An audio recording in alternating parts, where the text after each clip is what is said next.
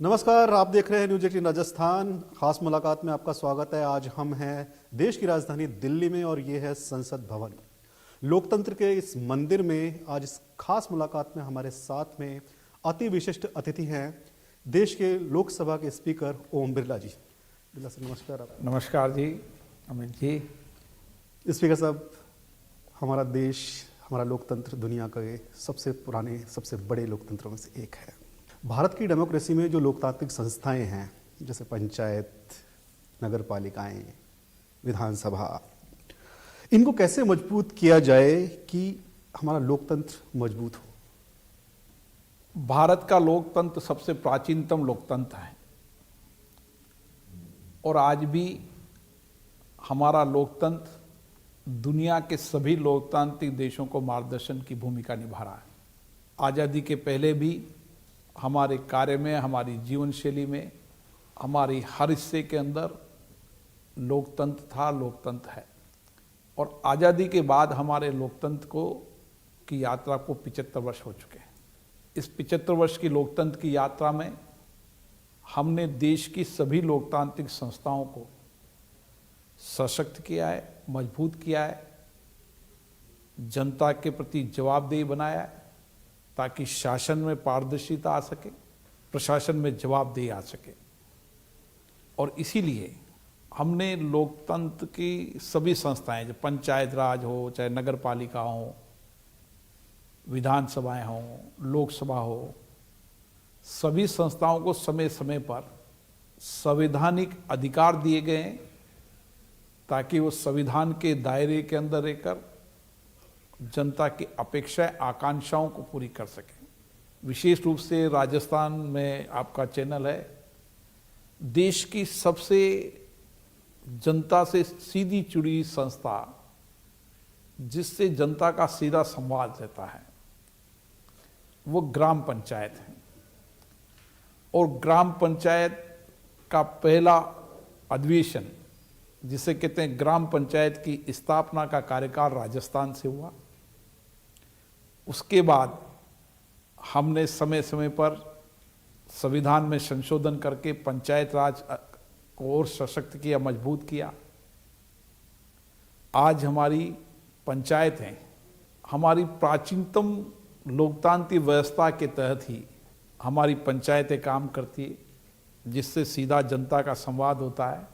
हर गांव के अंदर पंच होते हैं, फिर पंच मिलकर फिर सरपंच बनकर फिर पंचायत में बैठकर निर्णय करते हैं। ये हमारे प्राचीनतम लोकतंत्र में भी था कि हर गांव से एक एक मुखिया होता था, फिर वो सब मुखिया बैठकर उस गांव के निर्णय करते थे। वह व्यवस्था आज भी हमारे यहाँ चली आ रही है। हमारी शहरों के अंदर नगर पालिका हो, नगर परिषद हो, नगर निगम हो, राज्यों के फैसले करने हो, राज्यों के संबंधित निर्णय करने हो, विकास के निर्णय करने हो, कानून बनाने का काम करना हो राज्यों का, तो हमारी विधानसभा है। केंद्र के संबंधित कानून बनाने हो, नीतियां बनाना हो, उसके लिए संसद है। तो जितनी भी लोकतांत्रिक संस्थाएं हैं, ये जनता से सीधे चुने प्रतिनिधि यहाँ पर आते हैं और सदनों में अपनी बात रखते हैं, जो जनता की भावनाओं को रखते हैं और शासन की जवाबदेही तय करते हैं।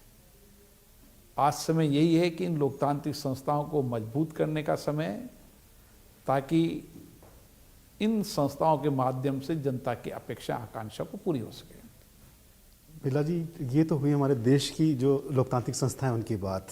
जो हमारे भारत की जो आप बतौर लोकसभा स्पीकर, आप दुनिया भर की जो लोकतांत्रिक संस्थाएं हैं उनके भी सशक्तिकरण के प्रयास कर रहे हैं। तो आप बताएंगे खास तौर से प्राइड के जरिए किस तरह से उनको एम्पावरमेंट के, उनके कैपेसिटी बिल्डिंग के प्रयास किए जा रहे हैं?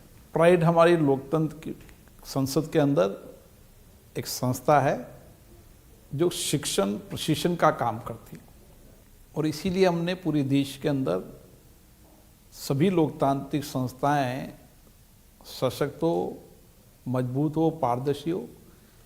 इसके लिए क्योंकि लोकतंत्र की सर्वोच्च संस्था संसद है, इसलिए उसकी नैतिक जिम्मेदारी बन जाती है कि नीचे तक सभी संस्थाओं के अंदर सदन ठीक से चले, सदनों के अंदर चर्चा हो, संवाद हो, लोगों की भावनाओं को यहाँ रखें और उनके माध्यम से जनता की अपेक्षाएं पूरी हों।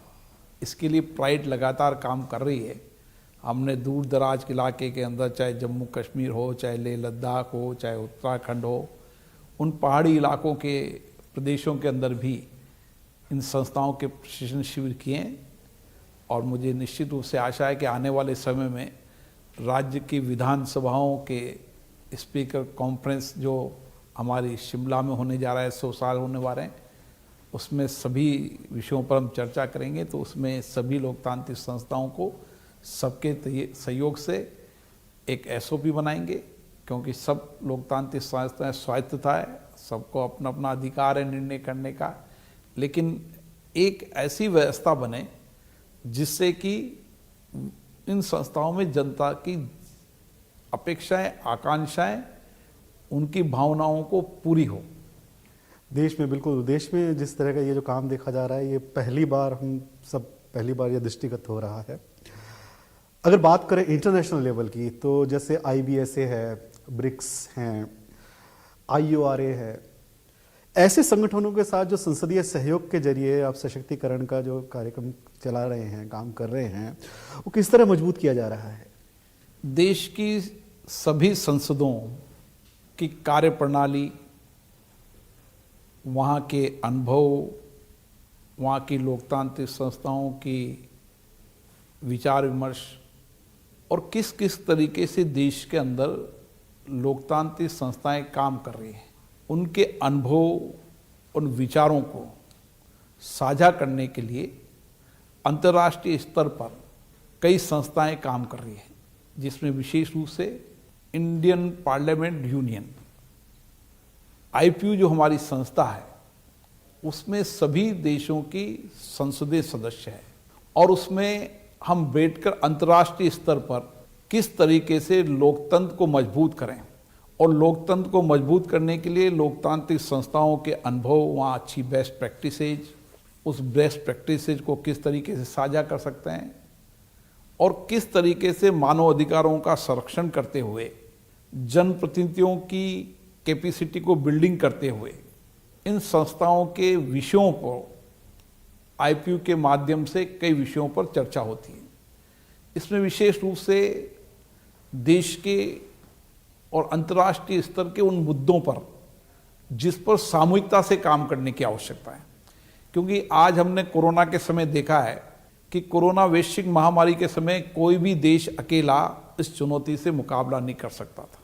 ये समस्या वैश्विक समस्या थी, इसलिए सभी को साझे प्रयास कर कर चुनौतियों का मुकाबला करेंगे तो हम ठीक तरीके से मुकाबला कर पाएंगे।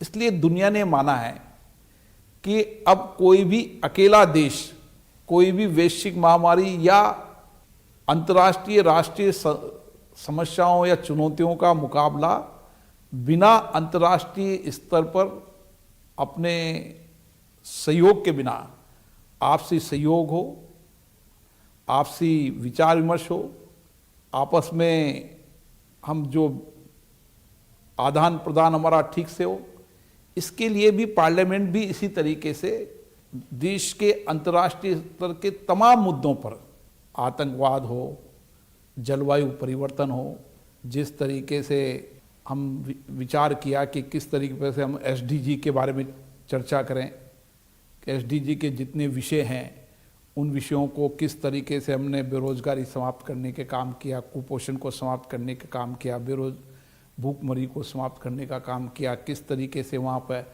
हेल्थ सिस्टम को हम डेवलप करेंगे। ऐसे SDG के 20 बिंदुओं पर सभी अंतर्राष्ट्रीय स्तर पर सरकारों ने तय किया है कि हम साझे प्रयास कर कर इन 20 विषयों को 2030 तक इन लक्ष्यों को प्राप्त करें कि अपने अपने देश के अंदर इन 20 बिंदुओं पर हमने क्या कार्य योजना बनाई।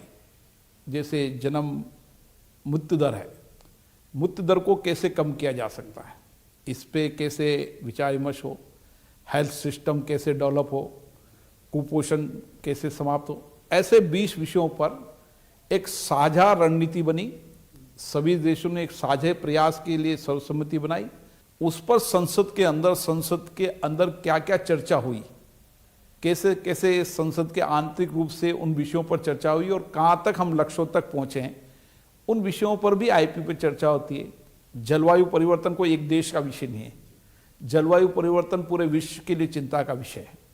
इसलिए जलवायु परिवर्तन पर पूरे विश्व के अंदर हम साझा रूप से अगर काम करेंगे तभी हम देश के अंदर जलवायु परिवर्तन के होने वाले प्रभावों को रोक पाएंगे।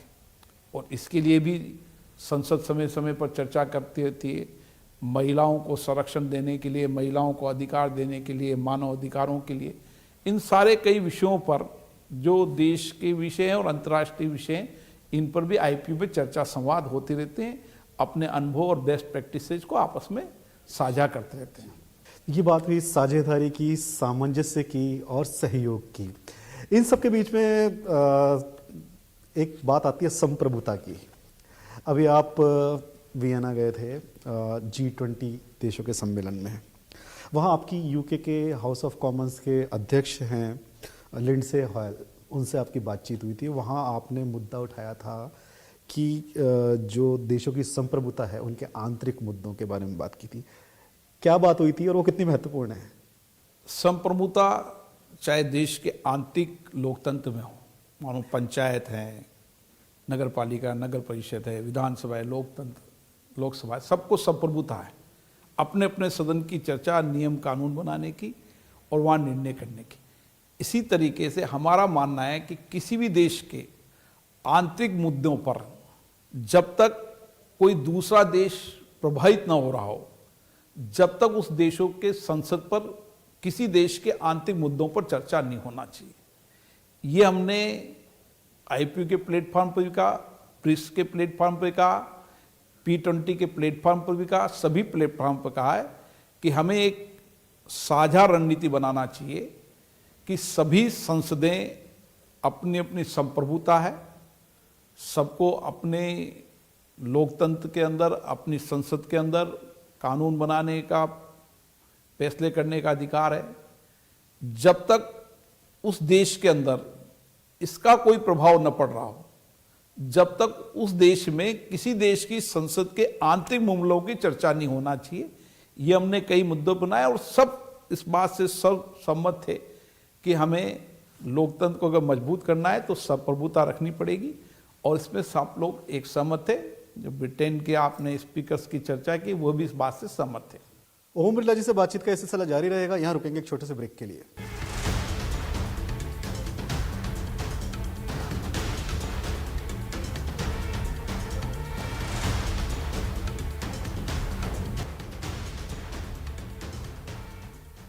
ब्रेक के बाद आप सभी का फिर से एक बार स्वागत है। ओम बिरला जी, अभी नवंबर में IPU होने वाला है।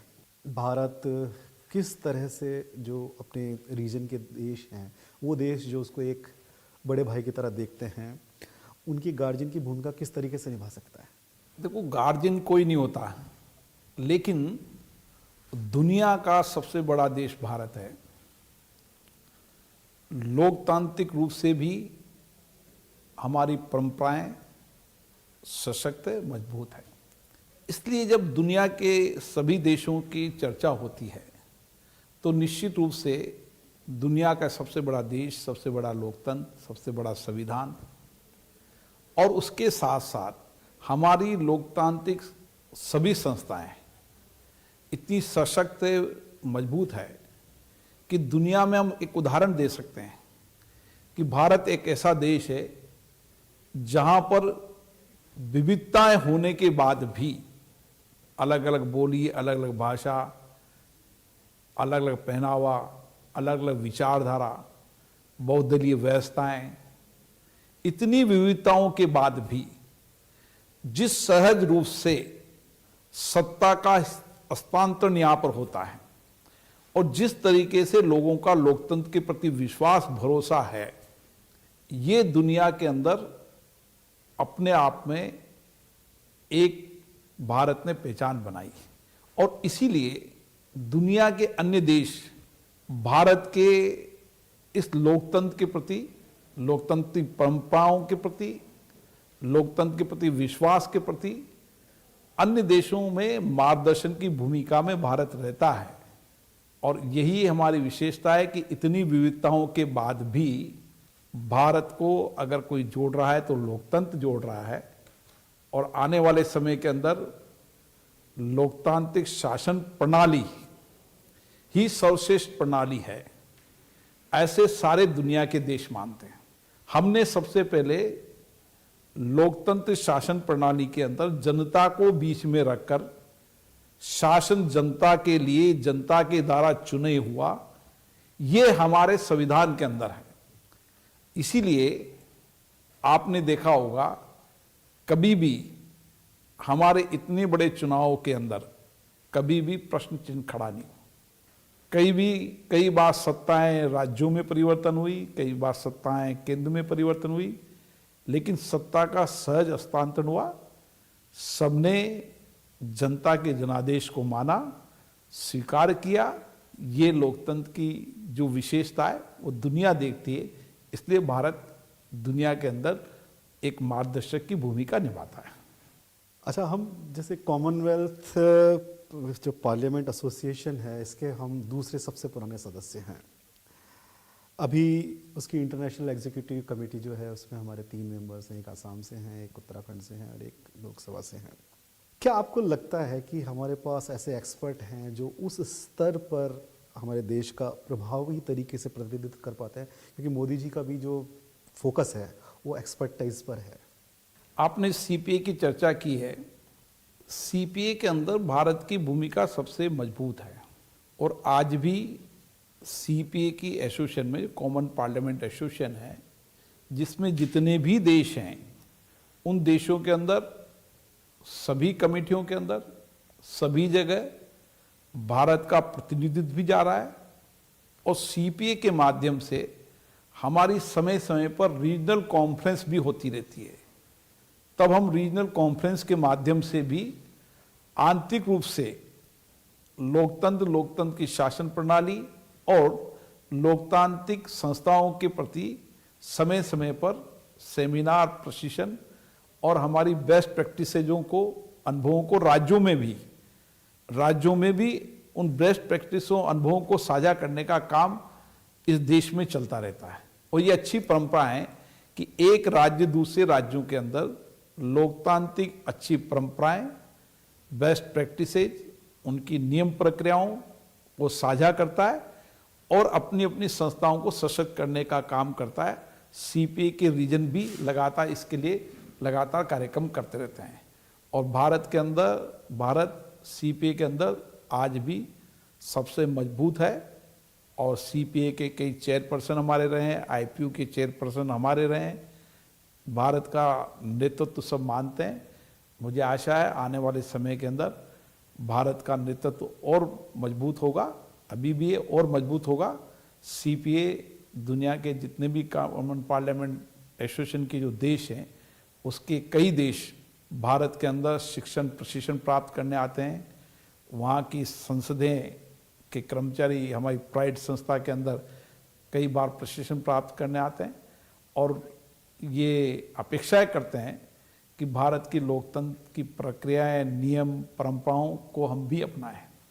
और इन सब के बीच में हमने एक चीज़ और देखी है कि विदेशी जो संसद हैं, ख़ास तौर से लैटिन अमेरिकी, साउथ अमेरिकी जो देश हैं, अफ्रीका के हैं, इनकी जो पीएसी होते हैं, पीएसी की जो कार्यप्रणाली है वो उस स्टैंडर्ड की, उस स्तर की नहीं है। आप तो बहुत देशों में गए हैं और इनसे आपने बात भी की है, आपकी बायलैटरल मीटिंग्स भी हुई हैं, तो आपने किस तरीके के सुझाव उनको दिए इन सब चीज़ों को और दुरुस्त करने के लिए और बेहतर करने के लिए? भारत में पार्लियामेंट के अंदर समय समय पर बजट और आंतरिक लेखे ऑडिट के बाद उस बजट पर जितना खर्चा होना था नहीं हुआ। इस तरीके से पब्लिक अकाउंट्स कमेटी जो भारत की है उसको 100 वर्ष होने जा रहे हैं। ये पब्लिक अकाउंट कमेटी आज़ादी के पहले भारत के अंदर थी और इस पब्लिक अकाउंट कमेटी जवाबदेही से काम कर रही। दुनिया के अंदर पब्लिक अकाउंट कमेटी के फंक्शनिंग वर्किंग पर 100 साल जब होने आ रहे हैं तो हम दुनिया के अधिकतम देशों को वहाँ पर बुला रहे हैं ताकि हमारे पब्लिक अकाउंट कमेटी के माध्यम से देखें कि हमारा संसदीय लोकतंत्र कितना मजबूत है, जहाँ पर सरकार की शासन की पारदर्शिता बनी रहे, इसके लिए संसदीय व्यवस्था है और पब्लिक अकाउंट कमेटी उसी संसदीय व्यवस्था का हिस्सा है ताकि शासन और प्रशासन के अंदर पारदर्शिता बनी रहे, जनता के धन का उपयोग ठीक से हो, इसके लिए पब्लिक अकाउंट कमेटी समय समय पर काम करती रहती है। ओम बिरला जी से बातचीत का सिलसिला जारी रहेगा, यहाँ रुकेंगे एक छोटे से ब्रेक के लिए।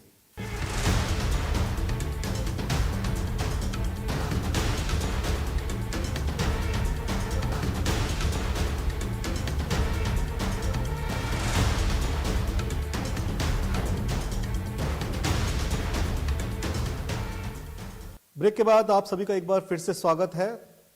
सर, हम आज यहाँ जिस बिल्डिंग में बैठे हैं, ये भारत का संसद भवन है, 100 साल हो गए हैं इस भवन को। एक नई संसद बन रही है अभी, क्या जरूरत थी, क्या आवश्यकता थी उसे बनाने की? ये संसद भवन जहाँ पर हमने आज़ादी की इबादत को लिखा, इस संसद भवन के अंदर हमने आज़ादी को प्राप्त करने में ये भवन की भूमिका रही कि यहाँ पर हमने अंग्रेज़ों से अपनी शासन सत्ता का हस्तांतरण किया। ये बात सही है कि ये संसद भवन आज भी हम सब के लिए लोकतंत्र का मंदिर है। संसद लोकतंत्र का मंदिर इसलिए है कि यहाँ लोगों की अपेक्षाएं, आकांक्षाएं पूरी होती हैं। लेकिन इस भवन को जब बनाया था, उस समय की आवश्यकताएं, ज़रूरतों, संसदीय व्यवस्थाओं के अनुरूप ये भवन उस व्यवस्था के लिए बहुत उपयुक्त था। लेकिन समय समय पर क्योंकि लोकतंत्र हमारा तेजी से विकास भी हुआ और लोकतांत्रिक संस्थाओं में कामकाज भी बढ़ा, हमारी फंक्शनिंग बढ़ी, हमारी वर्किंग बढ़ी, हमारी कैपेसिटी बढ़ी, हमारे मेंबर ऑफ पार्लियामेंट की संख्या बढ़ी, हमारा कर्मचारी स्टाफ बढ़ा, हमारी संसदीय समिति बनी, हमारे कामकाज बढ़े। उसको देखते समय समय पर संसद के भवनों के अंदर हम परिवर्तन करते चले गए। इस संसद भवन के मूल संसद भवन से लेकर अभी तक एक मूल ढांचे में बहुत परिवर्तन किया। इस संसद भवन को अब 100 वर्ष होने जा रहे हैं। आज दुनिया के अंदर क्योंकि भारत मार्गदर्शक भूमिका निभाता है, इसलिए हमारे जनप्रतिनिधि की भूमिका और बड़ी है। उसको देखते हुए आज नए संसद भवन की इसलिए आवश्यकता है कि अब तकनीकी के अंदर भी बहुत बड़ा परिवर्तन आया है और नया संसद भवन जहाँ पर आने वाले 100 वर्षों के लिए होगा, हमारे माननीय संसद सदस्यों की बैठने की उपयुक्त व्यवस्था हो, ग्रीन बिल्डिंग हो, भूकंप से बिल्डिंग को बचाया जा सके और उसके साथ साथ हमारे संसदों को नई तकनीकी आधार पर, नई टेक्नोलॉजी के संसद, ताकि हमारे त्वरित काम की गति बढ़े, हमारे संसद सदस्यों की कैपेसिटी बिल्डिंग हो, उनके कार्य की क्षमता बढ़े, इसके लिए नए भवन की आवश्यकता थी। और इसीलिए हमने संसद के अंदर इसके लिए संकल्प किया। हमने सरकार से आग्रह किया कि अब एक नए भवन की आवश्यकता है और इसीलिए नया भवन बनने जा रहा है। और मैं कह सकता हूं कि नवंबर 2022 के अंदर हमारा नया संसद भवन बनकर पूरा हो जाएगा और इस नए संसद भवन के साथ हमारी क्षमता का विकास होगा और हमारे संसद सदस्यों की कार्य क्षमता भी बढ़ेगी और नई तकनीकी का उपयोग करेंगे ताकि हम जो नियमित खर्चे होते हैं, इसकी मेंटेनेंस के, इसकी बिजली के, नई तकनीकी होने के कारण कागज़ बचेगा, कई सारे खर्चों की भी बचत होगी। क्योंकि दुनिया के अंदर अब इंफॉर्मेशन टेक्नोलॉजी का युग आ गया है। जब सूचना प्रौद्योगिकी का युग आ गया है तो हमें भी उस युग के साथ चलने की आवश्यकता है। ताकि कार्य की गति बढ़ती है और त्वरित कार्य होता है। उसके लिए भी नए भवन की आवश्यकता थी और नए भवन में ये सब चीज़ें नई टेक्नोलॉजी की रखी गई है। तो मुझे आशा है कि संसद सदस्यों के लिए कार्य क्षमता के संवर्धन के लिए ये संसद भवन आवश्यकता थी, इसलिए नया संसद भवन बन रहा है। तो नए समय की मांग, बदलाव, टेक्नोलॉजी, उसकी जो मांग थी उसके हिसाब से हम नए संसद भवन का जो है निर्माण हो रहा है। एक और चीज़ हमारे संसद में ख़ास है, कलकत्ता के बाद में हमारे यहाँ पर दूसरी सबसे बड़ी लाइब्रेरी है। 1931 से अब तक के जो भाषण हैं वो भी यहाँ पर हैं। इनका जो संरक्षण किया जा सके, इनका डिजिटाइजेशन हो सके, इसके बारे में क्या प्लान है? अभी हम ये कह सकते हैं कि भारत का संग्रहालय और हमारा ग्रंथालय दोनों आज दुनिया में सबसे बेहतरीन है। हमारे पास 1921 से लेकर 1855 से लेकर अभी तक की, उस समय की अलग अलग नाम से, कभी नेशनल असेंबली के नाम से, अलग अलग नामों से जो भी चर्चाएं होती थी, वो चर्चाएं के मुख्य बिंदु हमारे पास है। जो टेक्नोलॉजी आती गई, वो टेक्नोलॉजी के साथ साथ व्यवस्थाएं और बेहतर होती गई। उसके बाद एक समय आया जब दूरदर्शन से कुछ समय की कार्रवाई डिले करने लगी। उसके बाद संसद टीवी, लोकसभा टीवी बनी, उसके बाद फिर राज्यसभा टीवी बनी। इस तरीके से हमारे पास जो भी डिबेट होती थी यहाँ पर, उन डिबेटों को हमने डिजिटलाइजेशन करने का काम किया है, ताकि हम मेटा डेटा पर आप कभी भी किसी भी पूर्व नेता के, माननीय प्रधानमंत्री जी के, या कभी किसी ने किसी 1921 में क्या सोचते थे, 1947 के बाद पहला बजट कितना आया था, बजट में कितनी देर चर्चा हुई थी, किन किन मुद्दों पर क्या क्या चर्चा हुई थी, उस मुद्दों पर उस नेता के नाम से भी और विषय के नाम से भी अगले 6 महीने के अंदर आप कभी भी एक क्लिक करेंगे और आपको हर विषयों पर संसद के अंदर तमाम डिबेटों को मिल जाएगी और उसका हिंदी इंग्लिश दोनों अनुवाद मिलेंगे। क्योंकि कई भाषण यहाँ पर अंग्रेजी में हुए हैं, उसका हमने हिंदी अनुवाद भी किया है, दोनों भाषाओं के अंदर लोगों को मिले। इसके लिए भी हमने व्यापक कार्य योजना बनाई है और मुझे लगता है कि अगले 6 महीने के अंदर हम सारे कार्य को डिजिटाइजेशन कर देंगे और एक क्लिक पर सब नेताओं के समय समय पर जो संसद के अंदर डिबेट हुई थी, चर्चा हुई थी, महत्वपूर्ण भाषण हुए थे, महत्वपूर्ण विषयों पर चर्चाएं हुई थी, उन चर्चाओं को वहाँ पर मिलेंगे। ये धरोहर के संरक्षण की और इंफ्रास्ट्रक्चर जो हमारा बिल्डिंग है उसकी बात हुई। एक और चीज़ थी कि पहले संसद में जो सभी जो सदस्य हैं उनको सबको बोलने का मौका नहीं मिलता था, मतलब पार्टी के हिसाब से उनको बोलने की इजाज़त मिलती थी। एक सांसद जो होता है वो करीबन 15 से 20 लाख की आबादी का प्रतिनिधित्व करता है। इनको सबको मौका मिले अपने क्षेत्र की बात रखने का, अपनी बात रखने का, उसके लिए आपने क्या प्रयास किए हैं? ये बात सही है कि एक माननीय सांसद का कार्य क्षेत्र भी बड़ा होता है और मतदाताओं की संख्या भी ज़्यादा होती है और मतदाताओं की अपेक्षा आकांक्षा भी पूरी होती है। एक जनप्रतिनिधि के पास जनता की अपेक्षा आकांक्षाओं को रखने का एकमात्र साधन संसद होती है। संसद के माध्यम से वो सरकार तक बात पहुंचाने का प्रयास करते हैं। इसलिए मैंने प्रयास किया कि संसद के अंदर हर मान्य सदस्यों को पर्याप्त समय और पर्याप्त अवसर मिले और उसके लिए मैं माननीय संसद सदस्यों को विशेष रूप से धन्यवाद दूंगा, जो देर रात्रि तक बैठकर, कई दिन तो 2-2 बजे तक रात्रि को बैठे। जी, वो देखा हमने। और उन्होंने संसद के अंदर कई विषयों पर चर्चा की, अपने क्षेत्र की अपेक्षाएं, आकांक्षाएं, कठिनाई, समस्याओं को सदन में रखा, कई कानून बनाने के अंदर सक्रिय भागीदारी भी निभाई। इसके लिए माननीय सभी संसद सदस्य धन्यवाद के पात्र हैं। कोरोना महामारी जैसे समय के अंदर भी माननीय सदस्यों ने अपने संवैधानिक दायित्वों को निभाया, देर रात्रि तक सदन में बैठे सक्रिय भागीदारी निभाई।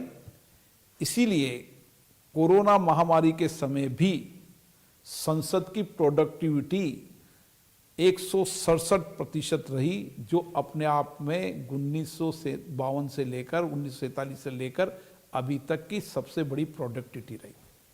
ये हमारी प्रतिबद्धता है माननीय सदस्यों की, और इसीलिए मैं उनको धन्यवाद देता हूं कि उन्होंने संसद की कार्रवाई में सक्रिय भागीदारी निभाई। बड़ी बात है प्रोडक्टिविटी इतनी बढ़ना और सबकी सक्रिय जो भागीदारी है वो बढ़ना। लेकिन इस के बीच एक चीज़ और आती है कि सांसदों से एक अपेक्षा की जाती है गरिमापूर्ण व्यवहार की, लेकिन उसमें भी एक कहीं ना कहीं गिरावट सी आई है। हमने विधानसभाओं में नज़ारा हुआ करता था, लेकिन हमने राज्यसभा में देखा है माइक उछाले गए हैं। आप लीडर हैं, आप मुखिया हैं लोकसभा के, इस बारे में आप क्या सोचते हैं, क्या करना चाहिए? ये बात सही है कि लोकतंत्र की संस्थाओं के अंदर अगर इसकी मर्यादा को हमें बढ़ा के रखना है, इसकी गरिमा को हमें बढ़ा के रखना है, तो हमें यहाँ पर हमारे व्यवहार, हमारे आचरण को भी शालीनता के साथ उच्च कोटि का बनाने की आवश्यकता है। मुझे याद है समय समय पर देश के अंदर 2001, 1996 में, उसके पहले भी कई बार राज्यों के स्पीकर, माननीय 2001 में माननीय प्रधानमंत्री जी, प्रतिपक्ष के सब नेता, सभी राज्यों के मुख्यमंत्रियों ने भी सदनों के अंदर शालीनता और गरिमा बनी रहे, इसके लिए व्यापक चर्चा करी थी। और सभी दलों के नेताओं ने, सभी राज्यों के मुख्यमंत्रियों ने ये बात उस समय भी रखी थी कि धीरे धीरे सदनों के अंदर शालीनता और गरिमा घटती जा रही है, जो भारत के लोकतंत्र के लिए चिंता का विषय है। ये चिंता उस समय भी व्यक्त की थी, आज 20 साल बाद भी हम सब उस बात के लिए चिंता व्यक्त कर रहे हैं कि इन सदनों की शालीनता, गरिमा को बढ़ाए रखने की जिम्मेदारी जनप्रतिनिधि की है। और इसीलिए मेरा जनप्रतिनिधियों से आग्रह रहता है कि हमें हमारी लोकतांत्रिक संस्थाओं के सदन की गरिमा, मर्यादाओं, यहाँ की उच्च परंपराओं को बनाए रखने के लिए शालीनता भी रखनी पड़ेगी और गंभीरता भी रखनी पड़ेगी। देश की जनता यही हमसे अपेक्षा करती है, और देश की जनता भी हमें इसलिए चुनकर भेजती है कि हम उनकी अपेक्षाओं, उनकी आकांक्षाओं, उनकी कठिनाई, उनकी परेशानियों को सदन में रखें, जवाबदेही के साथ रखें, तथ्यों से रखें। सहमति असहमति हमारे लोकतंत्र की हमेशा अच्छी परंपराएं रही है, हमारे यहाँ बहुदलीय व्यवस्थाएं हैं, इसलिए सहमति असहमति सदन में होना चाहिए, पक्ष भी होना चाहिए, विरोध भी होना चाहिए, लेकिन शालीनता और गरिमा के साथ। जब शालीनता गरिमा के साथ, तथ्यों के साथ, सटीक तरीके से हम अपनी बात को रखेंगे, तो सरकार की भी जवाबदेही कर पाएंगे और शासन की भी जवाबदेही कर पाएंगे। शासन और प्रशासन की जवाबदेही तय करने के लिए इन सदनों का उपयोग हमें करने की आवश्यकता है, और इसमें शालीनता हो, गरिमा हो, गंभीरता हो, सटीक तरीके से तथ्यों से अपनी बात को रखें, तो मुझे लगता है कि हम इस लोकतंत्र को और मजबूत कर पाएंगे। पक्ष और विपक्ष की आपने जवाबदेही और जिम्मेदारी की बात कही। इस सब के बीच में एक चीज़ और आती है कि मैंने राजस्थान की विधानसभा में देखा है और बाकी विधानसभाओं में देखा है, विपक्ष हमेशा लगातार ये कहता है कि उन्हें बोलने का मौका नहीं दिया जाता। आप सदन के नेता हैं, आप क्या सोचते हैं, ये आरोप सही है? ऐसा नहीं कि हर राज्यों की विधानसभाएं अपनी उनमें स्वायत्तता है और वहाँ के अपने नियम प्रक्रियाएं हैं। नियम प्रक्रियाओं के तहत हर मान्य सदस्यों को रखने का अपना अधिकार होता है। सदनों की गिरती जनसंख्या, जो आप चर्चा कर रहे हैं कि लगातार सदनों की बैठकें कम होती जा रही है, ये हमारे लिए चिंता का विषय है। राज्यों के अंदर जिस तरीके से लगातार विधानसभा कार्रवाई की बैठकें कम होती जा रही है, इसके लिए समय समय पर मंथन हुआ है, चर्चा हुई, और कई बार ये प्रस्ताव पारित हुए हैं कि किसी राज्य में कम से कम इतने दिन तो सदन की बैठकें चलना ही चाहिए। हम तो जब सत्र देख सदन चलेगा तभी जनप्रतिनिधि जनता की बात को सदन के माध्यम से सरकार को पहुंचाएंगे। और सरकार के हित में भी ये रहता है कि सदन चलता है तो सरकार में भी पारदर्शिता रहती है और शासन और प्रशासन के अंदर भी जवाबदेही भी रहती है और पारदर्शिता रहती है। इसलिए हमारी जब पीठासीन अधिकारियों का सम्मेलन होता है उसके अंदर भी इस बात की चर्चा होती है कि कम से कम सदनों की सदस्यों के अनुसार वहां पर इतने दिन 60 दिन हमने पिछली संकल्पों में 60 दिन हमने तय किए थे।